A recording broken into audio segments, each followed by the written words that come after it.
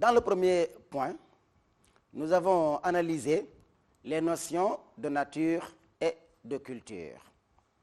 Maintenant, nous allons passer au deuxième point qui concerne le fait que l'homme soit nature et culture. Posons le problème ici précisément. Le naturel en l'homme, c'est ce qui a trait aux sentiments, aux sensations, aux instincts et aux pulsions. Le culturel, c'est l'ensemble des produits visant la satisfaction des besoins et des désirs, valeurs énormes destinées à organiser les comportements individuels et collectifs. L'homme venant au monde avec une nature, le problème est de savoir si la culture vient se surajouter à celle-ci en la laissant intacte ou la transforme telle.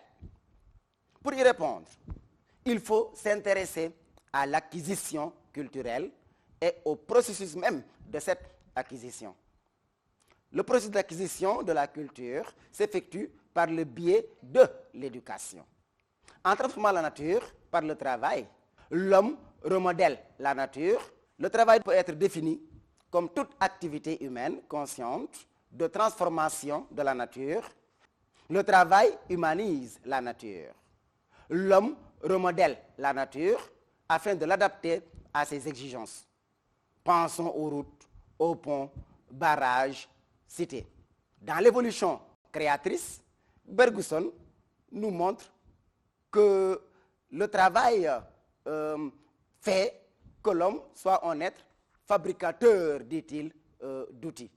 Mais que cet outil-là doit d'abord être pensé avant d'être concrétisé.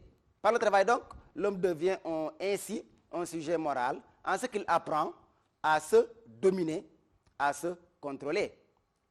L'homme a le souci du bien, du beau. Ici donc, nous voyons que le travail moralise l'homme. Le travail modèle l'homme. Le travail fait que l'homme acquiert un certain nombre de valeurs, telles que cette valeur-là qui est le bien, telle que cette valeur-là qui est le beau. Le travail socialise l'homme et en cela, on peut mettre l'accent sur la division du travail et sur la solidarité entre les hommes. Cette idée de division du travail est fort intéressante ici, parce qu'en effet, cela permet à l'humanité de satisfaire efficacement à ses besoins, car il est clair qu'un homme seul ne saurait régler, qu'un homme seul ne saurait satisfaire à tous ses besoins. Cette division du travail peut être verticale, mais elle peut aussi être horizontale. La verticalité dans la division du travail se perçoit à travers les générations.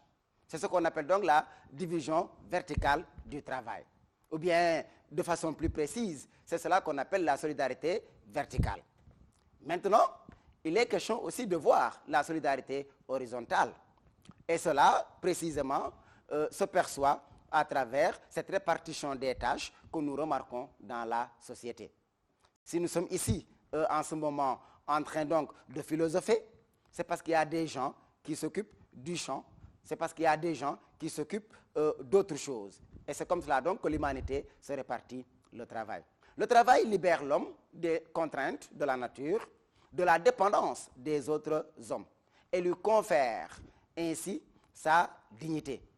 En définitive, le but ultime du travail est de libérer l'homme de la contrainte du travail.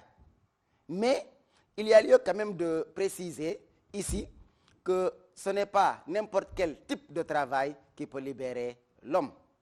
Mais c'est le travail qui est bien organisé, c'est le travail que l'individu humain mène de bout en bout.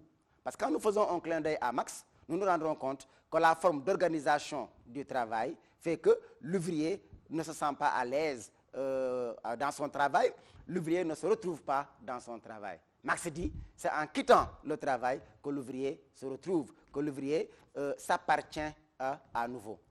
Après avoir examiné le travail, qui nous permet de voir cette fameuse question que nous avions posée au départ, passons maintenant à l'analyse de cette notion d'éducation.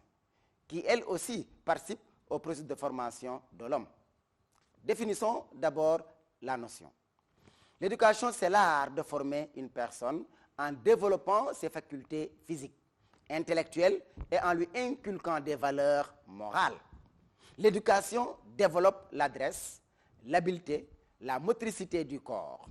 L'éducation développe la mémoire et enseigne des connaissances, des savoirs et des savoir-faire. L'éducation vise l'acquisition et l'intériorisation des attitudes et des comportements socialement souhaitables. Honnêteté, courtoisie, tolérance, altruisme, générosité.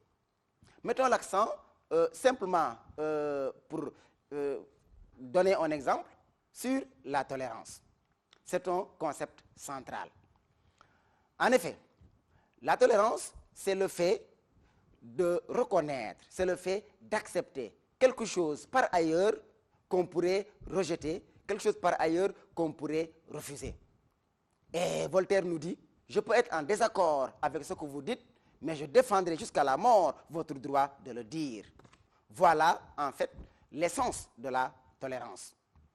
L'éducation, par ailleurs, suppose la communication qui n'est possible que par le langage. Nous allons voir maintenant le langage. Mais définissons d'abord le concept. Le langage est un système de signes arbitraires et conventionnels institués par les hommes pour communiquer entre eux. Le langage est le dépôt de la culture. Le mot désigne la réalité, fait exister la réalité. Le langage est le vecteur de la culture. On accède à la culture d'une société par l'apprentissage de sa langue, qui constitue une vision et une représentation de l'homme et du monde.